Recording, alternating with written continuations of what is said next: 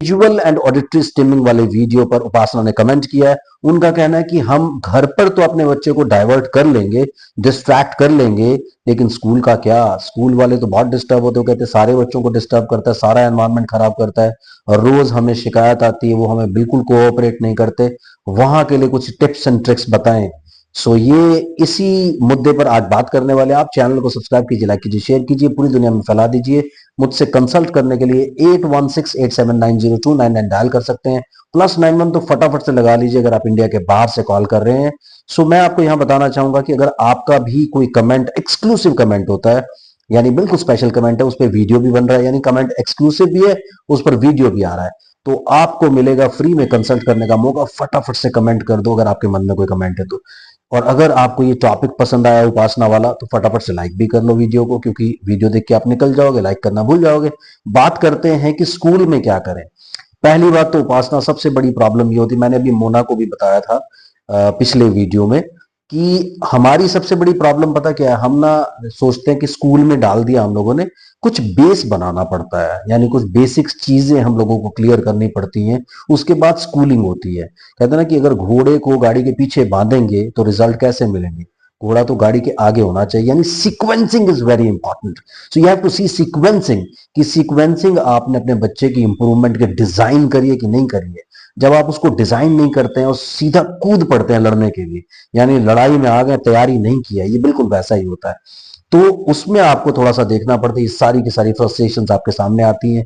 Usually मैं ना कितने बच्चों को लेता हूं, उनमें से ना 80% बच्चे वो होते हैं जो ऑलरेडी स्कूल जा रहे हैं। जबकि अगर आपको 1.5 साल, पौने 2 साल, 2 साल में पता लग गया है कि आपके बच्चे में प्रॉब्लम है, तो प्रॉपर गाइडेंस के साथ आप जा करके अपने बच्चे की ट्रीटमेंट और थेरेपी करा के उसे इस लायक पहले बना ले। हमें हमेशा मैं कहता हूं कि अगर आपका बच्चा 2 साल का, तो 2 से 3 साल, 1 साल उसका थेरेपी चले।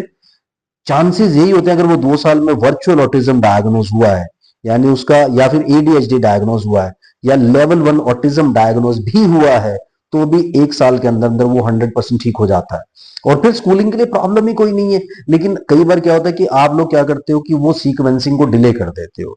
यानी मैंने कैसे बताया कि 80% बच्चे मुझे वो मिलते हैं जिनकी एज 3 के ऊपर होती है और वो सारे स्कूल ऑलरेडी जा रहे हैं। तो फिर स्कूलिंग के लिए क्या किया जाएगा, या मैं क्या हेल्प आप लोगों की करूंगा। लेकिन जो बच्चे स्टार्टिंग से हमें मिलते हैं उनको प्रॉपरली गाइड किया जाता है कि इन स्टेप्स में अब आपको मूव करना है, अब आपको गली वाले स्कूल में भेजना है, अब आपको थोड़े से और बेटर स्कूल में भेजना है, अब थोड़े से और बेटर स्कूल में भेजना है। तो 3 साल, 3.5 साल की उम्र में, बाय द टाइम बच्चों के प्रॉपर स्कूलिंग के एडमिशन होते हैं, वो अच्छे स्कूल में जा चुके होते हैं। सो यहां आपने पूछा कि स्कूल के लिए क्या टिप्स एंड ट्रिक्स हैं, कि बच्चा अगर स्कूल में स्टिमिंग कर रहा है, आ ऊ ई चिल्ला रहा है, शोर मचा रहा है, बाकी क्लास को डिस्टर्ब कर रहा है। देखिए, सबसे पहले तो आपको टीचर्स को कॉन्फिडेंस में लेना पड़ता है, उनको ये बातें बतानी पड़ती है। जब आप एडमिशन भी करा रहे हैं स्कूल में, तो वहां भी आपको ये सारी की सारी चीजें क्लियर करनी पड़ती है कि भाई ये प्रॉब्लम्स हैं और ऐसे करके बच्चे को हैंडल करना है। तो जब आप ये सब चीजें नहीं करते हैं और सिंपली जाकर के अपना काम करना शुरू कर देते हैं, तो आपके लिए ये प्रॉब्लम्स आती हैं।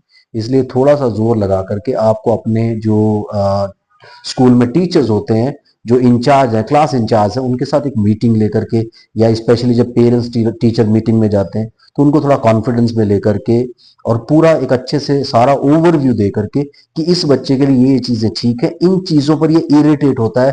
जब वो इरिटेट होता है, आपने देखा होगा कि स्कूल में जब स्टेमिंग होती है ना स्पेशली, या स्कूल की किसी फ्रस्ट्रेशन की वजह से स्टेमिंग होती है, घर पर भी होती हो चाहे वो, तो वो बेसिकली कोई ना कोई साइकोलॉजिकल रीजन पीछे जरूर होता है। यानी बच्चे की कोई ना कोई डिससेटिस्फेक्शन उसमें होगी, इसी वजह से वो चीज, जैसे क्लास में उसको प्रॉपर अटेंशन नहीं मिल रहा। इन बच्चों को थोड़ी सी प्रॉब्लम क्या होती है कि इन्हें 100% अटेंशन चाहिए होती है, कि बाकी सबको छोड़ दो, पूरा ध्यान हम पे दो। नहीं तो वो कोई ऐसी हरकतें करेंगे, उनमें से स्टिमिंग भी एक होती है कि सारा ध्यान आप लोगों का उनकी तरफ चला जाए।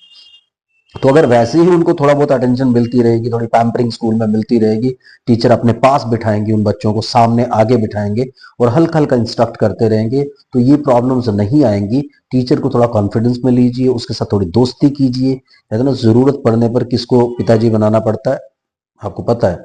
सो आपको थोड़ा सा वहां पर जाकर के टीचर से दोस्ती करना होगा, उसको बताना होगा, उसको ओवरव्यू देना होगा और उसको समझाना होगा कि आप कैसे इस चीज को हैंडल कर सकते हो। और वहां पर भी कैसे उसको, हल्की बहुत प्रॉब्लम है तो डिस्ट्रैक्ट कर ले, यानी अगर उसको जरा सा वो बुला लेंगे अपने पास में और उस बिहेवियर से हटा करके कोई चीज बुक में दिखाना शुरू कर देंगी या ब्लैक बोर्ड पे लिखवाना शुरू कर देंगी, या अगर वहां पर एलईडी है तो एलईडी पे दिखाना शुरू करेंगे, तो वो सारी की सारी चीजें डाइवर्जन पे आ जाती हैं और वो डाइवर्जन से बहुत बेनिफिट आपको मिलने वाला है।